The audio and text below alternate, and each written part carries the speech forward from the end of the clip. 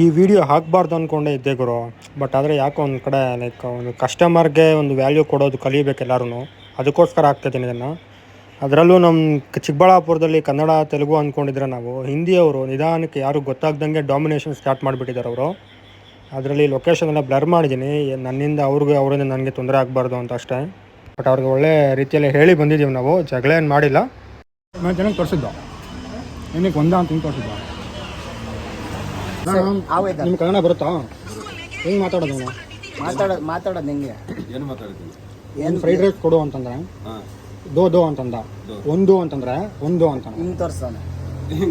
ಅವ್ರಿಗೆ ಗೊತ್ತಾಗಲ್ಲ. ಅವನೇನು ಎಳೆ ಮಗುನ ಅವನು ಗೊತ್ತಾಗದಿರೋದಕ್ಕೆ ಗೊತ್ತಾಗಲ್ಲ ಕನ್ನಡ. ನಾವು ಹಿಂದಿಯೆಲ್ಲ ಮಾತಾಡಿದ್ದು ಹಿಂಗ ನಮ್ ತರ ಈ ತರ ಕೇಳಲ್ಲ. ಹಂಗಂದ್ರೆ ಏನರ್ಥ? ಮೂರು ಸತಿ ತೋರ್ಸೋನೆ ಮರ್ಯಾದೆ ಕೊಡ್ತೀವಿ, ಮರ್ಯಾದೆ ಕೊಡ ಅಂತ ನಾವು ಮಾತಾಡ್ತಾ ಇಲ್ಲ. ಗೊತ್ತು ನಮ್ಗೆ, ಅವ್ರು ಬರ್ತಾರೆ, ನೀವು ಬರ್ತಾರೆ. ಇಷ್ಟ ಆಯ್ತು ಹೇಳ್ರಿ.